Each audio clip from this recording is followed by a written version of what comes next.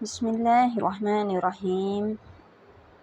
آج ہم پڑھیں گے سورۃ البقرہ کی آیت نمبر 101 سے لے کر آیت نمبر 103 تک۔ بسم اللہ الرحمن الرحیم۔ ولما، اور جب، جاءہم، آیا ان کے پاس، رسول من عند اللہ، اللہ کی طرف سے، مصدق لما، جو تصدیق کرنے والا تھا اس کی، معہم، جو ان کے پاس تھی، اس کتاب کی کہ جو ان کے پاس تھی، نبذا، تو پھینک دیا، فریق من الذین، ایک گروہ نے ان میں سے، اوتوا الکتاب، جنہیں دی گئی تھی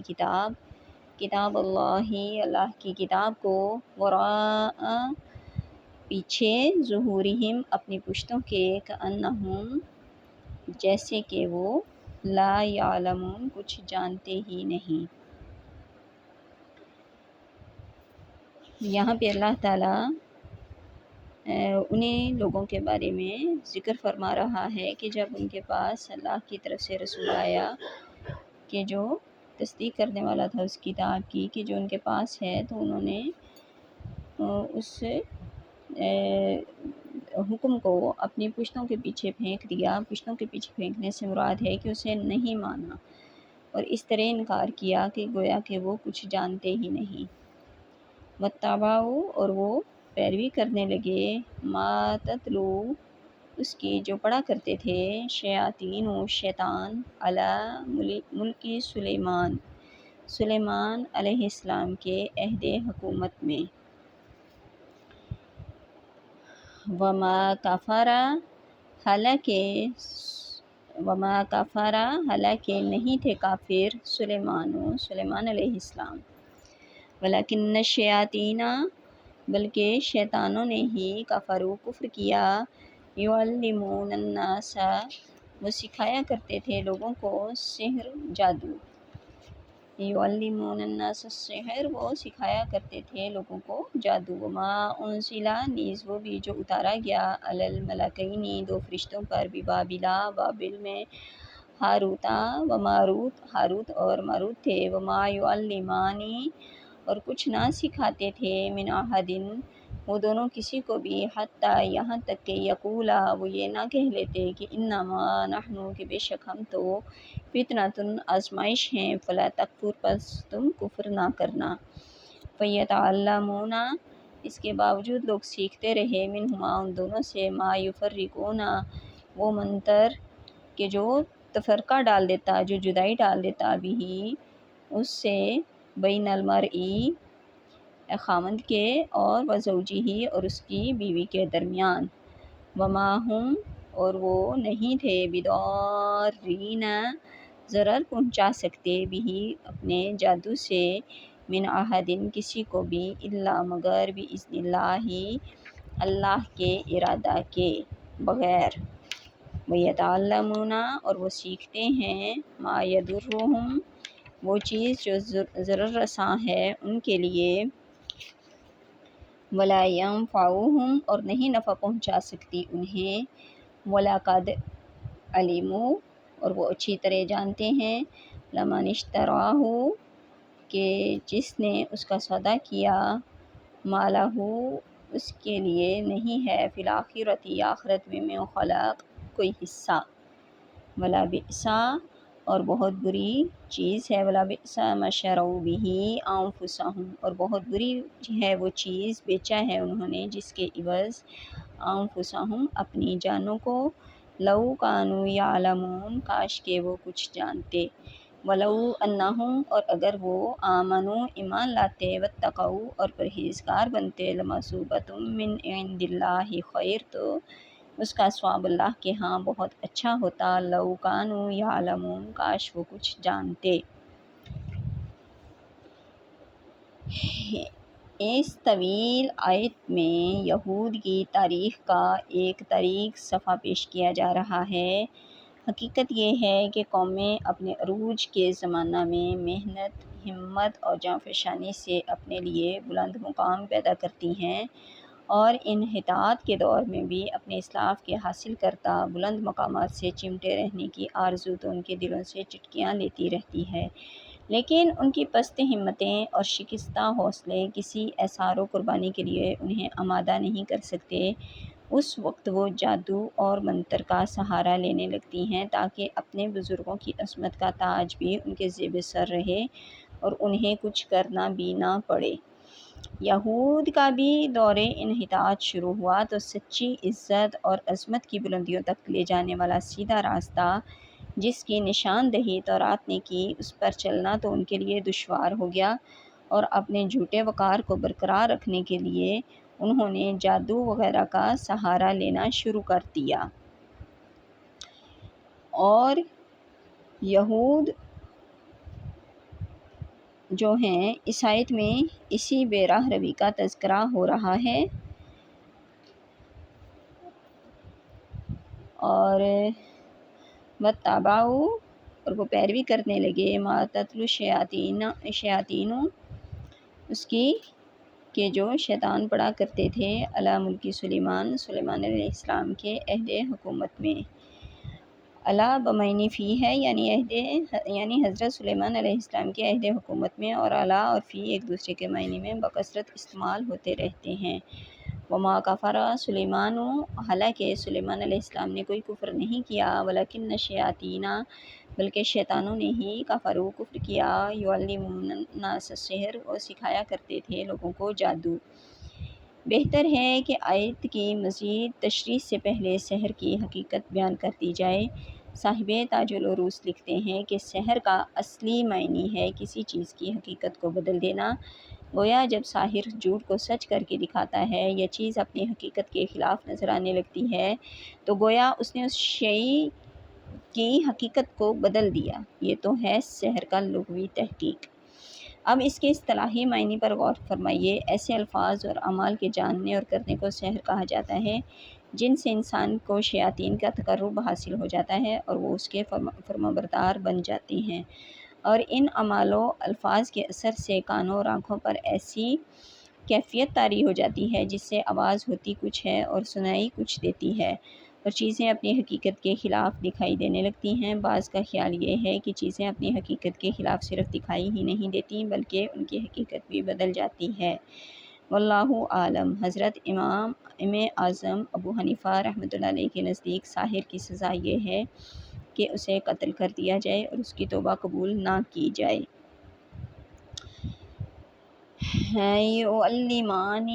یعلمون الناس السحر، کہ وہ سکھایا کرتے تھے لوگوں کو جادو۔ یہود و نصارہ ایک طرف تو حضرت سلیمان علیہ السلام کی رسالت کو تسلیم کرتے اور بحر و بر پر ان کی فرمانروائی کا بڑا ذکر کرتے اور بڑے فخر سے اس چیز کا ذکر کرتے، اور ایک دوسرے کی طرف یہ بھی کہتے کہ آخری عمر میں سلیمان علیہ السلام نے توحید کو چھوڑ دیا اور اپنی مشرک بیویوں کے باطل خداؤں کی پرستش کرنے لگا۔ توبہ نعوذ باللہ۔ سلیمان علیہ السلام پر انہوں نے شرک صریح کا یہ الزام لگایا اور دنیا آپ کو یوں ہی سمجھتی رہی، یہاں تک کہ اللہ کا حبیب صلی اللہ علیہ وسلم اور سارے انبیاء اور رسل کی عزت و ناموس کا نگہبان محمد رسول اللہ صلی اللہ علیہ وسلم تشریف لائے اور اپنے رب کا یہ فرمان دنیا کو سنایا کہ وما کفر سلیمان، کہ سلیمان علیہ السلام نے کوئی کفر نہیں کیا، یعنی سلیمان علیہ السلام تو جلیل القدر پیغمبر تھے اور اسے کفر و شرک سے کیا واسطہ۔ بمبئے درگوش یہود و نصارہ نے ازراہ تعصب اس وقت بھی اس حقیقت کو تسلیم نہ کیا، لیکن 13.5 صدیاں گزرنے کے بعد انہیں آخر کار وہی تسلیم کرنا پڑا جو خدائے برحق نے اپنے نبی برحق کی زبان حقیقت ترجمان سے کہلوایا تھا۔ چنانچہ انسائکلوپیڈیا برٹانیکا بک جلد 2 صفحہ نمبر 952 پر محققین کے قلم کو یہ لکھنا پڑا کہ سلیمان علیہ السلام خدائے واحد کے مخلص پرستار تھے، یعنی آج انہوں نے اس حقیقت کو تسلیم کر لیا کہ سلیمان علیہ السلام ایک خدا کو ماننے والے تھے اور انہوں نے کفر نہیں کیا۔ اس سے بھی بڑھ کر یہ کہ مسیحی دنیا کے فضلان انسائکلوپیڈیا پبلکا میں انجیل کی ان آیات کے متعلق صراحتاً لکھ دیا کہ یہ غلط ہیں اور بعد میں لوگوں نے ملائی ہیں، اور حضرت سلیمان علیہ السلام تہمت شرک سے مبرہ تھے۔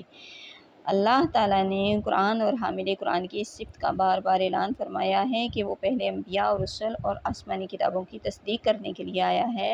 اور ان تہمتوں اور بہتانوں سے ان کی برات کرنے کے لیے آیا ہے جو صرف غیروں نے ہی نہیں بلکہ ان کے اپنے ماننے والوں نے ان پر چسپاں کر رکھی تھیں۔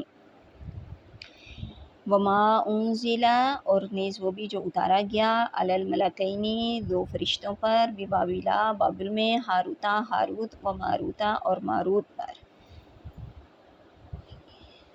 اس آیت میں دو احتمال ہیں۔ پہلا یہ ہے کہ ما نافی ہے اور یہ جملہ معترضہ ہے۔ اس صورت میں اس کا مطلب یہ ہوگا کہ یہود کا یہ کہنا کہ جادو بھی آسمان سے فرشتوں پر نازل ہوا اور فرشتوں نے ہی ہمیں یہ سکھایا، اس لیے یہ صحائف آسمانی کی طرح آسمانی چیز ہے اور مقدس ہے۔ یہود کا یہ کہنا سراسر باطل ہے۔ وما انزل علی الملکین، فرشتوں پر ہرگز کوئی جادو نازل نہیں کیا گیا۔ لیکن جمہور علماء کا قول یہ ہے کہ ما انزلہ میں ما موصولہ ہے اور اس کا عطف اتباع کے تحت ہے، یعنی یہودی فلسطین میں مروج جادو پر بھی عمل پیرا تھے،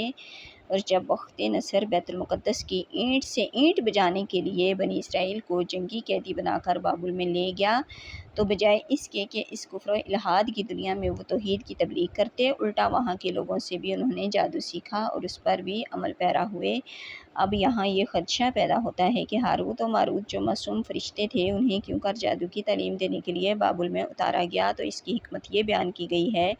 کہ اس وقت ساری دنیا میں خصوصاً بابل کی مملکت میں جادو کا بہت رواج تھا۔ جادو کے زور سے لوگ طرح طرح کے کرشمے دکھاتے جس سے سادہ لوگ دنگ رہ جاتے۔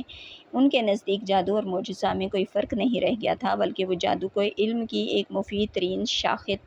تصور کرنے لگے تھے اور جادوگروں کو مقدس ماننے لگے تھے۔ اس لیے اللہ تعالیٰ نے دو فرشتے نازل کیے جو لوگوں کو جادو کی اصلیت سے آگاہ کریں تاکہ وہ آسانی سے جادو کی فریب کاری اور معجزہ کی حقیقت میں تمیز کر سکیں، اور اگر انہوں نے جادو سیکھ کر اس پر عمل کرنا شروع کر دیا تو یہ ان کی اپنی غلطی تھی۔ فرشتے تو انہیں صاف طور پر بتا دیتے تھے کہ ہمیں تو فقط تمہارے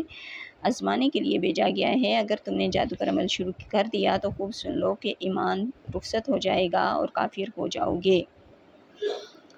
بعض مفسرین کرام نے لکھا ہے کہ یعلمانی کا مقصد یہ نہیں کہ وہ باقاعدہ سحر کے اصول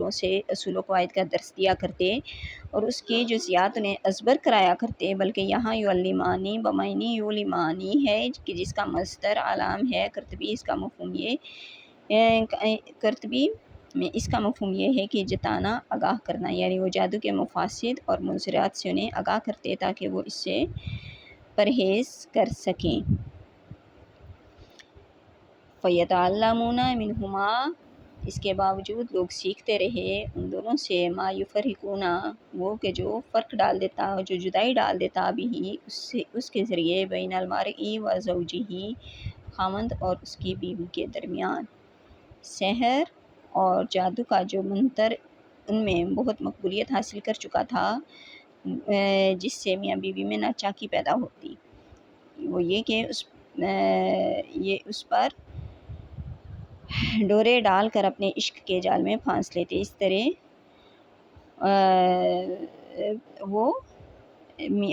طرح وہ حرام کاری کا بازار گرم رکھتے۔ قرآن کا اعجاز ملاحظہ ہو کہ ان کے کردار کے چہرے پر جس بدنما داغ کی نشاندہی 14 صدیاں پہلے قرآن نے کی، اس کو آج وہ خود اپنی تحقیق کے آئینہ میں اپنی آنکھوں سے مشاہدہ کر رہے ہیں۔ آیت کے وما ہم بضارین بہ، اور وہ ضرر نہیں پہنچا سکتے تھے اپنے جادو سے، من احد، کسی کو، الا باذن اللہ، بغیر اللہ کے ارادے کے۔ آیت کے اس حصہ میں بتایا جا رہا ہے کہ سحر اور اس پر مرتب ہونے والے آثار کا باہمی تعلق ایسا ہی ہے جیسے سبب و مسبب کا، اور سبب جب بھی اپنا اثر دکھاتا ہے جب اذن الہی ہو، اور اگر اذن نہ ہو تو سبب معطل ہو جاتا ہے۔ معلوم ہوا کہ سحر ایسی چیز نہیں جو اللہ تعالیٰ کی مشیت پر بھی غالب ہو، اور اگر وہ نہ چاہے تب بھی جادو کا اثر ہوتا رہے۔ ہر قسم کا اختیار رکھنے والی تو وہ ذات ہے کہ جس کے اذن و اجازت پر ہر چیز کے وجود و عدم کا دار و مدار ہے۔ سحر پر بھی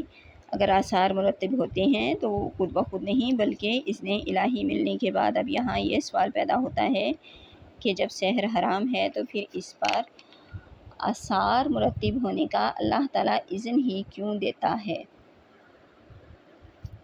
اس کے لیے ایک چیز ہمیشہ مد نظر رکھنی چاہیے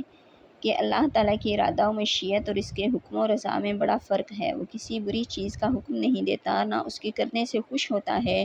ہاں، تکوینی مصلحتوں کے باعث ان اشیاء سے اس کی مشیت متعلق ہوتی رہتی ہے۔ اس نے یہ حکم نہیں دیا کہ سوئے ہوئے بے گناہ کا سر قلم کر دو، لیکن اس کے اذن کے بغیر نہ سر کٹتا ہے نہ موت آتی ہے۔ اسی طرح مقربین بارگاہ الہی کو اذیت دینا اور انہیں قتل کرنا اس کی مشیت سے وقوع پذیر ہوتا ہے، لیکن اس نے نہ اس کا حکم دیا ہے نہ وہ ایسے جرائم سے خوش ہوتا ہے۔ اس اذن و مشیت میں وہ مصلحتیں اور اسرار ہوتے ہیں کہ جن کو بیان کرنے سے زبان قلم جو ہے عاجز ہوتی ہے۔ اس سر نہا کے رخ سے ذرا سا پردہ حضرت خضر علیہ السلام نے سرکایا تھا تو حضرت کلیم علیہ السلام تاب نہ لا سکے، اور ملقد علیم لمن اشتراہ ما لہ فی الآخرۃ من خلاق، اور وہ اچھی طرح جانتے ہیں کہ جس نے اس کا سودا کیا اس کے لیے آخرت میں رحمت الہی کا کوئی حصہ نہیں ہے۔ وَلَبِئْسَ مَا شَرَوْا بِهِ أَنفُسَهُمْ، اور وہ بہت ہی بری چیز ہے اور بہت بری ہے وہ چیز بیچا ہے انہوں نے جس کے عوض بھی انفسہم اپنی جانوں کو، لو کانوا یعلمون کاش کہ وہ جانتے، ولو انہم اور اگر وہ ایمان لاتے، واتقوا اور پرہیزگار بنتے،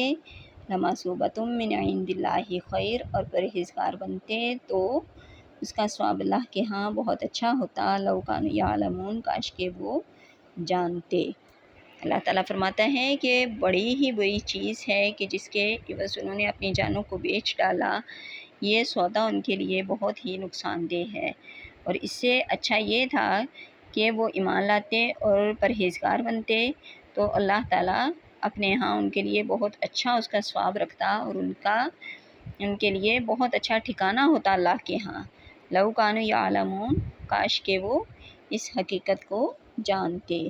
آج ہم نے سورۃ البقرہ کی آیت نمبر 103 تک ترجمہ اور تفسیر کے ساتھ پڑھنے کی سعادت حاصل کی۔ اب آگے انشاءاللہ تعالی ہم نیکسٹ ویڈیو میں آیت نمبر 104 سے پڑھیں گے۔ وَمَا عَلَيْنَا إِلَّا الْبَلَاغُ الْمُبِينُ۔